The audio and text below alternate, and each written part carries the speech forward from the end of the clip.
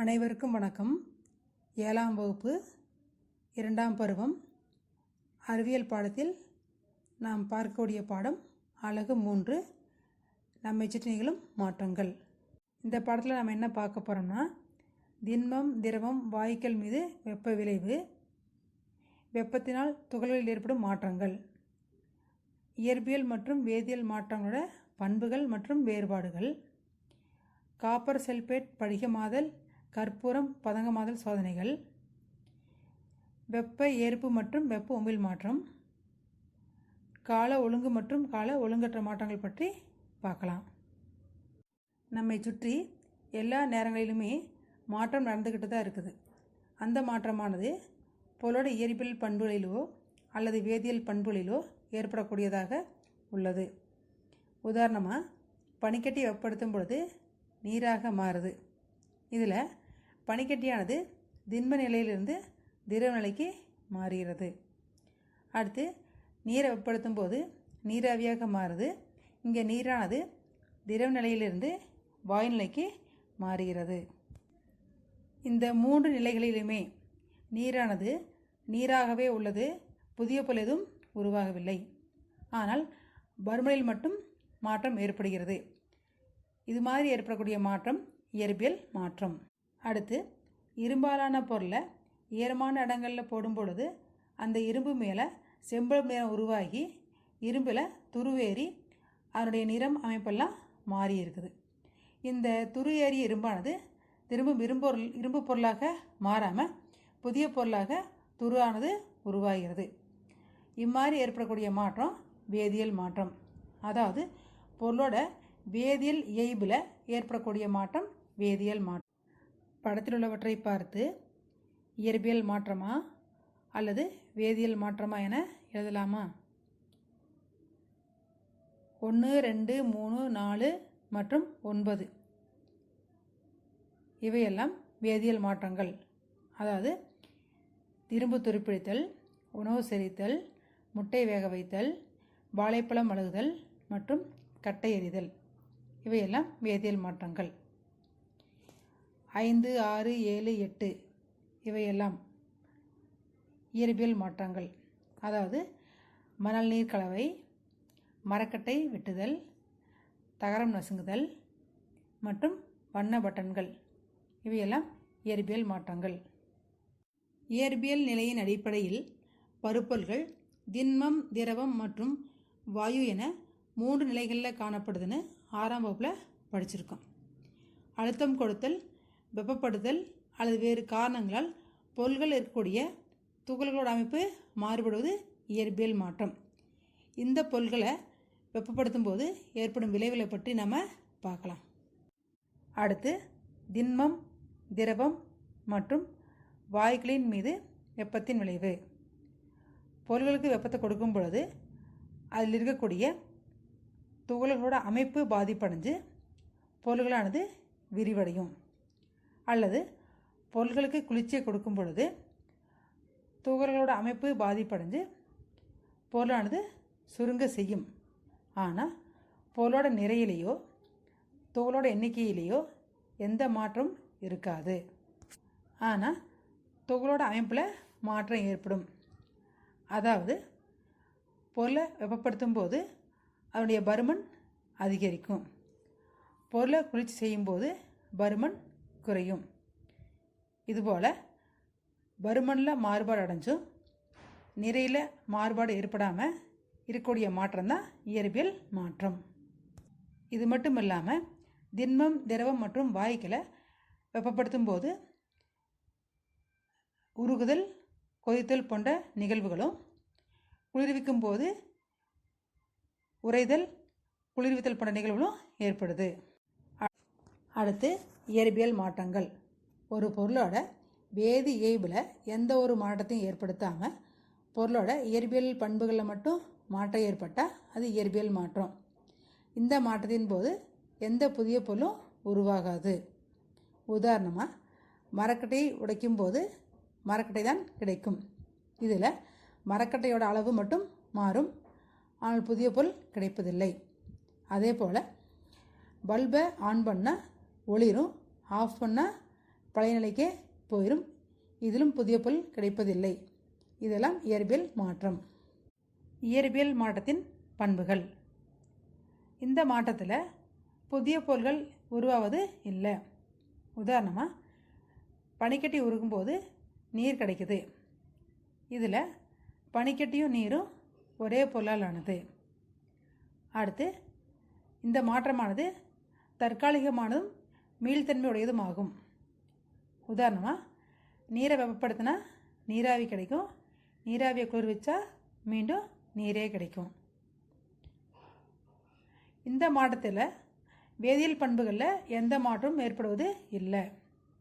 உதாரணமாக ஒரு தங்கத்துண்டையோ அல்லது வெள்ளித்துண்டையோ எடுத்து உருக்கும்போது திண்ம நிலையாக இருந்தாலும் சரி திரவ நிலையாக இருந்தாலும் சரி ஒரே வேதியியல் இயல்பை கொண்ட தங்கத்தூள்களோ அல்லது வெள்ளித்தூள்களோ தான் காணப்படுது.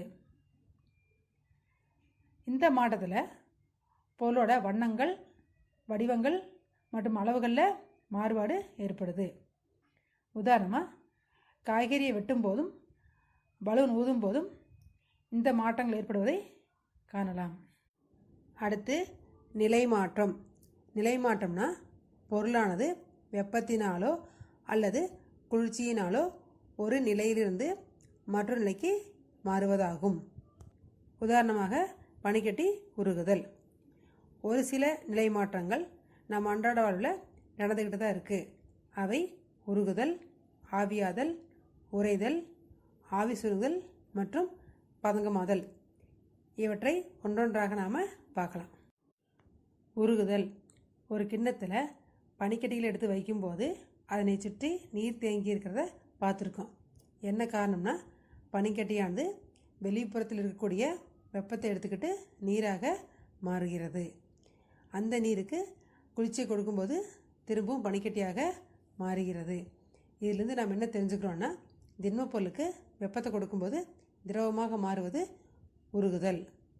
திரவ பொருளுக்கு குளிர்ச்சியை கொடுக்கும்போது திண்மமாக மாறுவது உறைதல்னு தெரிஞ்சுக்கிறோம். ஆவியாதல். ஆவியாதல் இரு வகையில் நிகழக்கூடியது. ஒன்று கொதித்தல் மற்றும் ஆவியாதல்.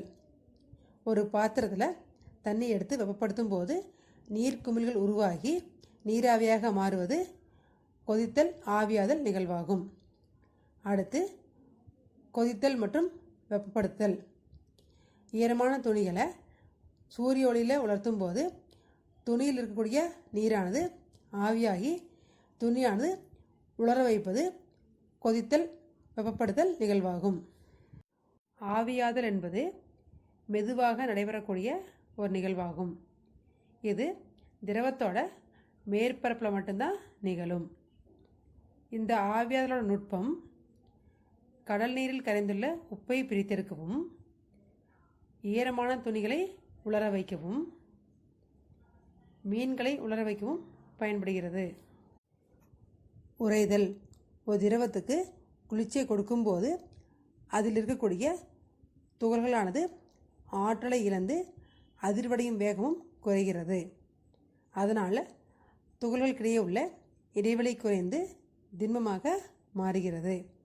உதாரணமாக நீருக்கு குளிர்ச்சி கொடுக்கும்போது அது உறைந்து பனிக்கட்டியாக மாறுகிறது. அதாவது திரவ பொருளானது குளிர்ச்சியை ஏற்று திண்மமாக மாறுவது உறைதல் ஆகும். ஆவி சுருங்குதல். சமைத்த உணவுப் பொருள்களை பாத்திரத்தில் போட்டு மூடி வைக்கும் பொழுது மூடியோட உள்பகுதியில் நீர் திவலைகள் இருப்பதை பார்த்துருக்கோம்.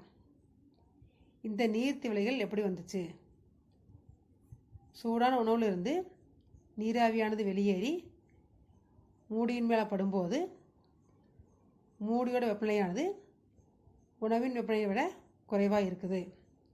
அதனால் நீராவியில் இருக்கக்கூடிய மூலக்கூறுகளானது ஆவி சுருங்கி நீராக மாறுது.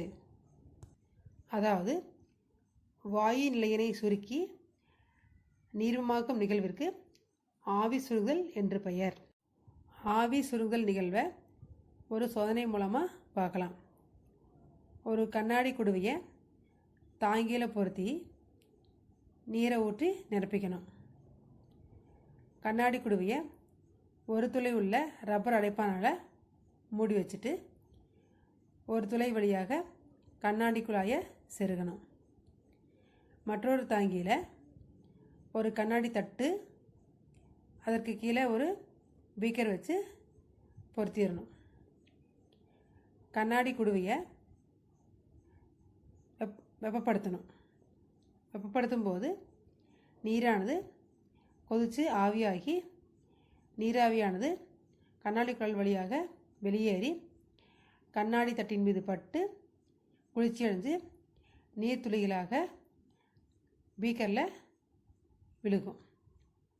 இதிலிருந்து நம்ம என்ன தெரிஞ்சுக்கணும், நீராவியை குளிர்விக்கும் போது நீரானது கிடைக்குதுன்னு இந்த சோதனை மூலமாக தெரிஞ்சுக்கலாம். அடுத்து பதங்கமாதல்.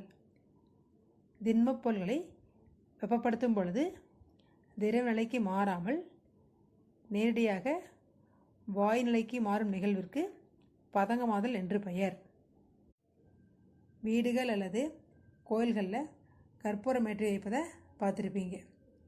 எப்பொழுதாவது கற்பூரம் உருகி திரவமானதை பார்த்துருக்கீங்களா? கற்பூரம் திரவமாவது இல்லை. கற்பூரம், நாப்தலின் மற்றும் அம்மோனியம் குளோரைடு போன்ற ஒரு சில திண்மப் பொருட்களை வெப்பப்படுத்தும் பொழுது திரவ நிலைக்கு மாறாமல் நேரடியாக வாயு நிலைக்கு மாறுகிறது. இதனை தான் நாம் பதங்கமாதல்னு சொல்கிறோம். இந்த பதங்கமாதல் நிகழ்வை ஒரு சோதனை மூலம் நாம் பார்க்கலாம். ஒரு பீங்கான் கிண்ணத்தில் சிறிதளவு கற்பூரத்தை எடுத்துக்கணும். பீங்கான் கிண்ணத்தை கண்ணாடி புனலால் மூடிடணும். புனலோட வாய்ப்பகுதியை பஞ்சால் அடைக்கணும். பிறகு கிண்ணத்தை சூடுபடுத்தணும். இப்போது திண்ம நிலையில் இருக்கக்கூடிய கற்பூரமானது திரவமாக மாறாமல் நேரடியாக வாயுவாக மாறுவதை நம்ம கண்ணாடி புனல் வழியாக பார்க்க முடியும். இவ்வாறு திண்மப் பொருளானது வெப்பப்படுத்தும் பொழுது திரவ நிலைக்கு மாறாமல் நேரடியாக வாயு நிலைக்கு மாறுவதை பதங்கமாதல் என்கிறோம். அடுத்து படிகமாக்குதல். படிகமாக்குதல் மூலம் கரைந்த நிலையில் உள்ள மாசுகளை நீக்க முடியும். ஒரு சூடான செறிந்த கரைசலிலிருந்து படிகங்களை பெறும் முறைக்கு படிகமாக்குதல் என்று பெயர். இந்த படிகமாக்குதல் நிகழ்வை ஒரு சோதனை மூலமாக நம்ம பார்க்கலாம். ஒரு பாத்திரத்தில் 100 மில்லி தண்ணி எடுத்துகிட்டு நல்லா கொதிக்க வைக்கணும். கொதிக்கிற தண்ணியில் தூசு கலந்த காப்பர் சல்பேட்டை போட்டு நல்லா கலக்கணும். எந்த அளவுக்கு காப்பர் சல்பேட் போட்டு கரைக்க முடியுமோ அந்தளவு கரைச்சிட்டு தண்ணியை நல்லா கொதிக்க வைக்கணும். கொதித்த தண்ணியை கண்ணாடி தட்டில் ஊற்றி சில மணி நேரத்துக்கு நல்லா குளிர வைக்கணும். பிறகு கண்ணாடி தட்டை பார்க்கும்போது காப்பர் சல்பேட் படிகங்கள் உருவானதை நாம் பார்க்கலாம். இந்த முறையில் பெறப்பட்ட காப்பர் சல்பேட் படிகமானது தூய்மையானதாகவும் படிகங்கள் பெரிய அளவிலும் இருக்கும். நிலை மாற்றத்தில் உருகுதல், ஆவியாதல், உறைதல், ஆவி சுருங்குதல், பதங்கமாதல் மற்றும் படிகமாதல் இந்த அனைத்து மாற்றங்களுமே இயற்பியல் மாற்றங்களாகும்.